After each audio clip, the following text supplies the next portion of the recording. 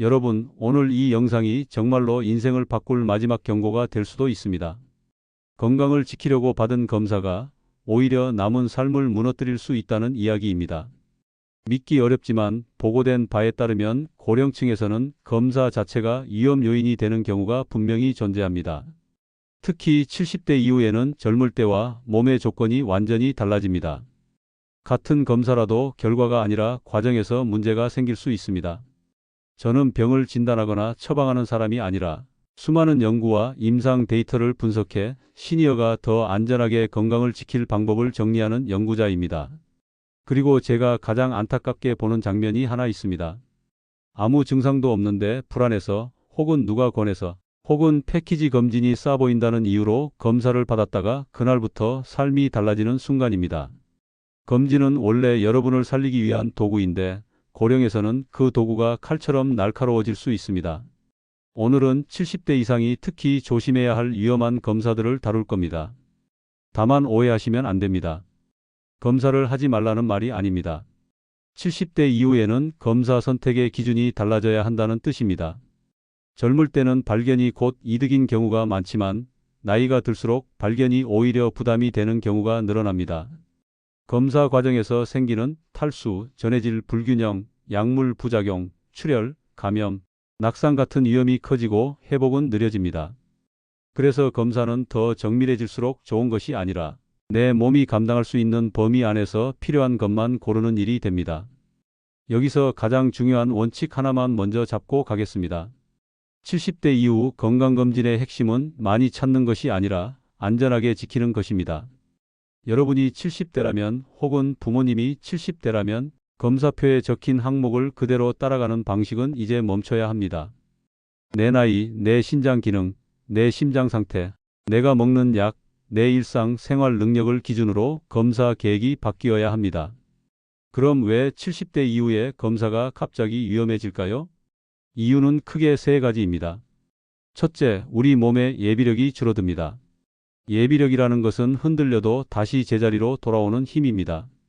젊을 때는 하루 금식해도 버티지만 고령에서는 금식 자체가 탈수를 부르고 혈압을 떨어뜨릴 수 있습니다.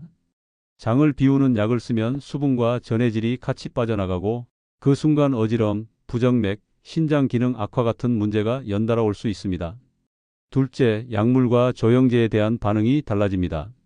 보고된 바에 따르면 조영제는 신장으로 배출되는데 고령에서는 겉으로 멀쩡해 보여도 신장 기능이 서서히 떨어져 있는 경우가 많습니다. 그래서 젊은 사람에게는 무난한 주사가 고령에서는 회복이 어려운 손상을 남길 수 있습니다. 수면제도 마찬가지입니다. 호흡 억제와 혈압 저하가 더 쉽게 생기고 깨어나는 속도도 느릴 수 있습니다. 셋째, 기대 여명과 삶의 질을 함께 봐야 합니다. 이 말이 불편하게 들릴 수 있지만 현실적인 기준입니다. 어떤 병은 아주 천천히 자라서 발견하더라도 당장 손을 대지 않는 것이 더 나은 경우가 있습니다. 그런데 검사는 발견을 만들고 발견은 추가 검사와 시술을 부르고 그 과정에서 몸과 마음이 먼저 소모됩니다. 이것을 검사의 연쇄 효과라고 부를 수 있습니다. 한번 시작되면 멈추기가 쉽지 않습니다. 자, 여기까지가 오늘 이야기의 뼈대입니다. 이제 다음 부에서 본격적으로 들어갑니다. 70대 이상이 특히 조심해야 할 위험한 검사 5가지를 하나씩 짚겠습니다. 중요한 건 겁을 주는 것이 아니라 여러분이 병원과 검진센터에서 선택권을 가지게 만드는 것입니다. 검사실 앞에서 망설이지 않도록 어떤 질문을 해야 하는지까지 제가 정리해 드리겠습니다. 다음 분은 첫 번째 검사입니다. 70대 이후에 대장 내시경을 무조건 정기검진처럼 받는 것이 왜 위험해질 수 있는지, 그리고 대체로 어떤 방식이 더 안전할 수 있는지 연구에서 알려진 원리와 함께 쉽게 풀어드리겠습니다. 이제 첫 번째 이야기입니다. 70대 이상이 가장 많이 그리고 가장 무심코 받는 검사. 바로 대장 내시경입니다. 이 말부터 분명히 하고 가겠습니다. 대장 내시경은 나쁜 검사가 아닙니다. 젊을 때는 정말 중요한 검사입니다. 문제는 나이가 아니라 나이에 맞지 않는 반복입니다. 70대 이후에도 젊을 때 하던 방식 그대로 정기적으로 받는 것이 위험해질 수 있다는 점입니다. 많은 분들이 이렇게 생각합니다. 대장암은 무섭다. 내시경으로 미리 보면 안심이다. 용종은 떼어내야 한다. 이 생각 자체는 틀리지 않습니다. 하지만 문제는 과정입니다. 70대 이후에는 결과보다 과정이 몸을 더 괴롭힐 수 있습니다. 대장 내시경은 검사 전날부터 이미 몸에 부담을 줍니다. 하루 가까이 금식합니다. 장을 비우기 위해 장정결제를 먹고 계속 설사를 합니다. 이 과정에서 물과 함께 전해질이 빠져나갑니다. 보고된 바에 따르면 고령층에서는 2단계에서 이미 문제가 시작되는 경우가 적지 않습니다. 어지럼이 오고 혈압이 떨어지고 심장이 두근거리고 신장이 버티지 못합니다. 젊은 사람에게는 지나가는 불편이지만 70대 이후에는 회복이 느립니다. 특히 심장 질환이 있거나 신장 기능이 약하거나 이뇨제나 혈압약을 드시는 분들은 위험이 더 커집니다. 장정결을 위해 마시는 많은 양의 물 자체가 심장에 부담을 주기도 합니다. 이 단계에서 이미 응급실로 오는 고령 환자들이 실제로 있습니다. 그리고 검사 자체의 위험도 무시할 수 없습니다. 나이가 들면 대장벽이 얇아지고 탄력이 줄어듭니다. 이 상태에서 내시경이 지나가면 장에 미세한 손상이 생기기 쉬워집니다. 심한 경우 장에 구멍이 생길 수 있는데 이것이 바로 장천공입니다. 장천공이 생기면 어떻게 될까요? 응급수술을 해야 합니다. 수술 후에는 회복이 길고 합병증 위험이 높습니다. 감염, 폐렴, 전신 쇠약으로 이어질 수 있고 일부는 그 이후 일상으로 돌아오지 못합니다. 여기서 중요한 숫자 하나를 말씀드리겠습니다.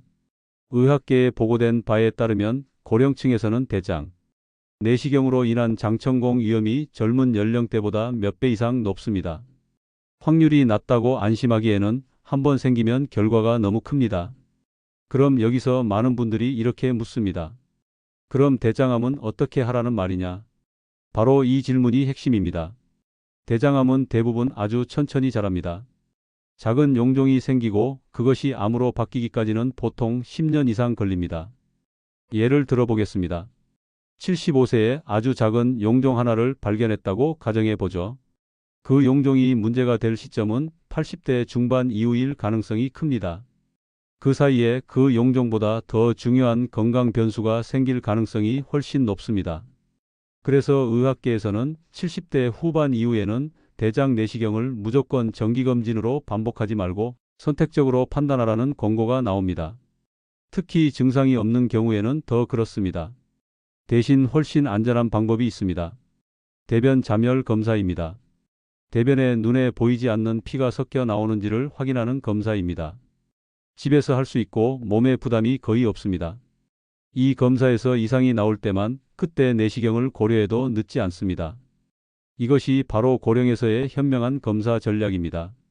무조건 미리미리가 아니라 안전을 우선으로 한 단계적 접근입니다. 여러분, 건강검진은 시험이 아닙니다. 많이 받을수록 점수가 올라가는 구조가 아닙니다.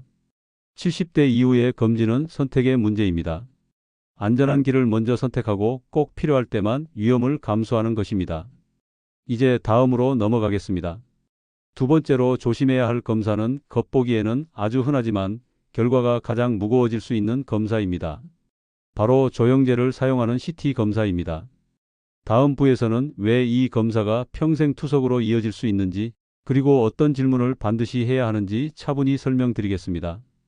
여기까지 들으셨다면 이미 여러분은 남들보다 한 단계 더 현명한 선택을 할 준비가 되어 있습니다. 바로 조영제를 사용하는 CT 검사입니다. 먼저 분명히 말씀드리겠습니다. CT 자체가 문제는 아닙니다. 문제는 조영제입니다. 조영제는 혈관이나 장기를 더 선명하게 보기 위해 주사로 넣는 약물입니다. 검사 끝나면 소변으로 빠져나간다고 설명을 듣죠. 젊은 사람에게는 대부분 큰 문제가 없습니다. 하지만 70대 이후에는 이야기가 완전히 달라집니다. 보고된 바에 따르면 고령층에서는 겉으로 멀쩡해 보여도 신장 기능이 이미 상당히 떨어져 있는 경우가 많습니다.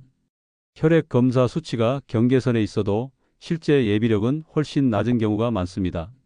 즉, 버틸 힘이 거의 없는 상태인 겁니다. 이 상태에서 조영제가 들어가면 무슨 일이 벌어질까요? 신장이 그 부담을 견디지 못하고 갑자기 기능이 떨어질 수 있습니다. 이를 조영제 유발 신장 손상이라고 부릅니다. 여기서 가장 무서운 점 하나를 말씀드리겠습니다. 한번 망가진 신장은 다시 돌아오는 경우가 많지 않습니다. 특히 고령에서는 더 그렇습니다. 실제로 보고된 사례들을 보면 건강검진 목적으로 조영제 CT를 한번 찍고 그 이후 평생 투석을 시작하게 된 분들이 적지 않습니다. 투석이 어떤 삶인지 잠깐만 생각해 보세요. 일주일에 3번 병원에 가야 합니다. 한 번에 4시간 가까이 기계에 몸을 맡겨야 합니다. 끝나고 나면 기운이 빠져 하루를 거의 누워 보내게 됩니다. 여행도 외출도 일정도 모두 투석에 맞춰야 합니다. 이 모든 변화가 증상도 없던 시기에 받은 검사 하나에서 시작되는 겁니다. 특히 다음에 해당하신다면 위험은 더 커집니다. 당뇨병이 있다. 고혈압 약을 오래 먹고 있다. 이뇨제를 복용하고 있다. 예전에 신장 수치가 좋지 않다는 말을 들은 적이 있다. 이런 경우에는 조영제 CT를 검진 목적으로 받는 것은 정말 신중해야 합니다. 또 하나 많은 분들이 잘 모르는 위험이 있습니다. 조영제 알레르기 반응입니다. 젊을 때 괜찮았다고 해서 나이가 들어서도 안전하다는 보장은 없습니다. 고령에서는 갑작스러운 과민 반응이 나타나는 경우도 보고되어 있습니다.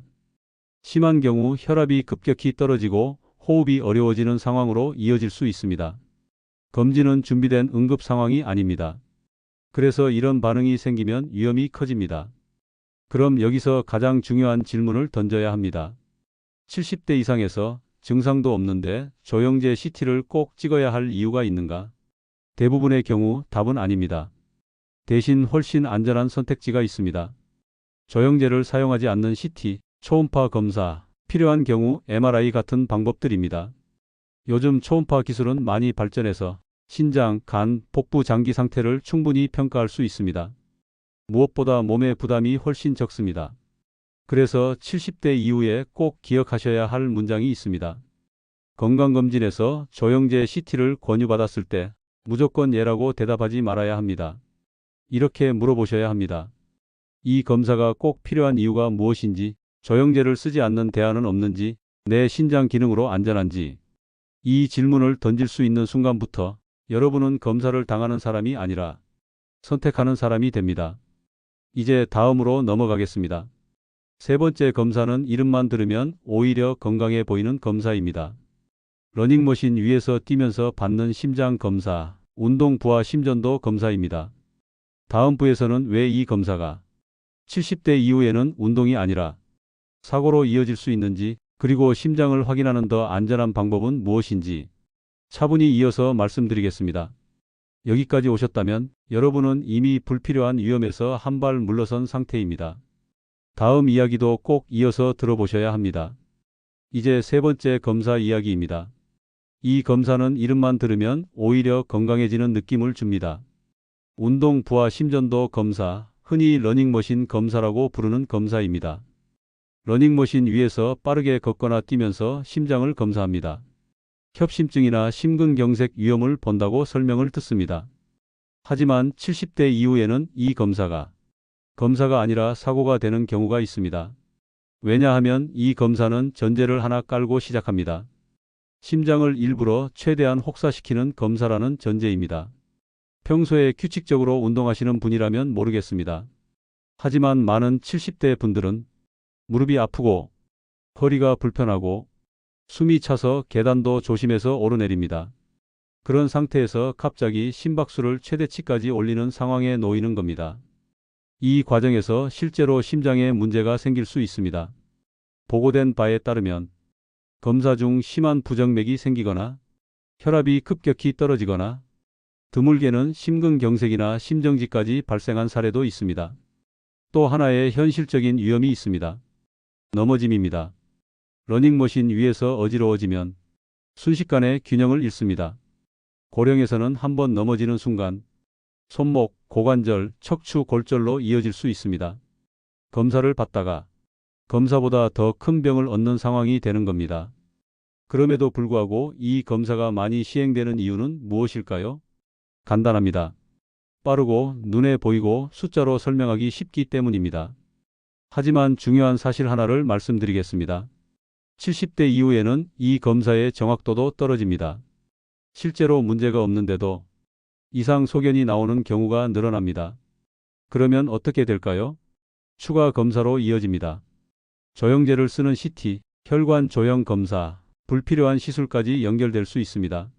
검사 하나가 검사 연쇄의 출발점이 되는 겁니다. 그래서 70대 이후에는 운동 부하 심전도 검사 대신 가만히 누워서 하는 심전도 검사, 심장 초음파 같은 방법으로도 충분히 심장 상태를 평가할 수 있습니다. 위험을 일부러 만들어가며 검사할 이유는 없습니다. 이제 네 번째 검사로 넘어가겠습니다. 이 검사는 이름만 들어도 정밀하고 비싸고 믿음이 가는 검사입니다. 전신 페트 CT 검사입니다. 한 번에 수백만 원이 들기도 하고 암을 전부 찾아낸다고 홍보되기도 합니다. 하지만 70대 이상에게는 이 검사가 오히려 걱정을 만들어내는 경우가 많습니다. 왜냐하면 이 검사는 너무 잘 찾기 때문입니다. 나이가 들면 몸 여기저기에 작은 변화들이 생깁니다. 염증, 작은 결절, 의미 없는 음영들입니다. 대부분은 평생 아무 문제를 일으키지 않습니다. 하지만 전신 페트 CT는 이 모든 것을 다 잡아냅니다. 그러면 결과지에는 의심소견이라는 단어들이 줄줄이 등장합니다. 그 다음은 어떻게 될까요? 조직 검사, 추적 검사, 추가 시술로 이어집니다. 그 과정에서 출혈이 생기고 감염이 생기고 입원이 필요해지는 경우도 적지 않습니다. 특히 폐나 복부에서 조직 검사를 할 경우 기흉, 출혈 같은 합병증 위험이 커집니다. 그리고 중요한 사실 하나 더 있습니다. 이 검사는 방사선 피폭량이 상당히 큽니다. 고령에서는 세포 회복력이 떨어져 방사선 영향도 더 크게 남을 수 있습니다. 아이러니하게도 암을 찾기 위해 받은 검사가 몸에 또 다른 부담을 주는 겁니다. 또 하나 꼭 짚고 가야 할 점이 있습니다. 70대 이후에 발견되는 암 중에는 아주 천천히 자라는 암도 많습니다. 전립선, 갑상선 같은 경우는 평생 증상 없이 지내는 경우도 적지 않습니다. 그런데 발견됐다는 이유만으로 수술과 치료를 시작하면 오히려 남은 삶의 질이 크게 떨어질 수 있습니다. 그래서 증상이 없고 특별한 가족력이 없는 70대 이상이라면 전신 페트 CT를 건강검진 목적으로 받는 것은 신중해야 합니다. 필요한 부위만 초음파나 일반 CT로 보는 것이 몸에도 마음에도 훨씬 부담이 적습니다. 이제 다음이 마지막 검사입니다. 많은 분들이 편하다고 선택하지만 70대 이후에는 조심해야 할 검사. 바로 수면 내시경입니다. 다음 부에서는 왜 수면제가 고령에서 위험해질 수 있는지, 그리고 어떻게 하면 더 안전하게 내시경을 받을 수 있는지 정리해서 마무리하겠습니다. 여기까지 들으셨다면 여러분은 이미 비싼 검사보다 현명한 선택이 더 중요하다는 걸 몸으로 이해하고 계신 겁니다. 이제 마지막 검사 이야기입니다. 많은 분들이 이렇게 말씀하십니다. 나는 위 내시경이 너무 힘들어서 꼭 재워서 해야 한다고요? 바로 수면 내시경 이야기입니다. 먼저 분명히 짚고 가겠습니다. 위 내시경 자체가 문제는 아닙니다. 문제는 수면을 위해 사용하는 약물입니다. 수면 내시경에 쓰이는 약물은 잠깐 재우는 약이라고 설명되지만 몸의 반응은 잠깐이 아닐 수 있습니다. 보고된 바에 따르면 고령에서는 이 약물이 호흡을 억제하고 혈압을 떨어뜨리는 작용이 더 강하게 나타날 수 있습니다. 젊은 사람은 약이 금방 빠지고 호흡과 의식이 빠르게 회복됩니다. 하지만 70대 이후에는 회복 속도가 다릅니다. 특히 폐 기능이 약한 분, 심장이 약한 분, 혈압약이나 수면제를 이미 복용 중인 분들은 위험이 더 커질 수 있습니다. 실제로 수면 내시경 후 회복실에서 깨어나지 못해 중환자실로 옮겨지는 사례들도 보고되어 있습니다. 또 하나 많은 분들이 간과하는 위험이 있습니다. 검사 후의 사고입니다. 수면제의 영향은 검사가 끝난 뒤에도 남아 있을 수 있습니다. 머리가 멍하고 균형 감각이 떨어집니다. 이 상태에서 집으로 돌아가다 넘어지면 어떻게 될까요? 고령에서는 단순한 낙상이 고관절 골절로 이어질 수 있고 그 이후 회복이 쉽지 않습니다. 그래서 70대 이후에는 가능하다면 비수면 내시경이 더 안전한 선택이 될 수 있습니다. 요즘 내시경 기계는 많이 발전해서 예전보다 훨씬 짧고 덜 불편합니다.